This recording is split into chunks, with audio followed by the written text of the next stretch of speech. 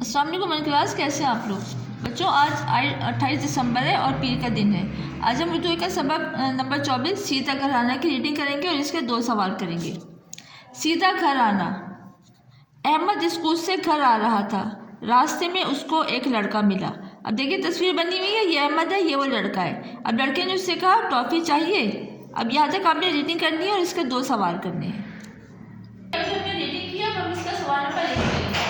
सवाल नंबर 1, अहमद को रास्ते में कौन मिला? इसका जवाब है अहमद को रास्ते में एक लड़का मिला। फिर है सवाल नंबर 2, लड़के ने अहमद से क्या कहा? इसका जवाब है लड़के ने अहमद से कहा टॉफी चाहिए।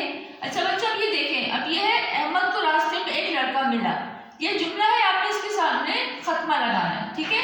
अब ये इसका जवाब है लड़के ने अहमद से कहा टॉफी चाहिए। अब वो उससे पूछ रहे हैं तो यहाँ पे हम खत्मा नहीं लगाएंगे, यहाँ पे हम सवालिया निशान लगाएंगे।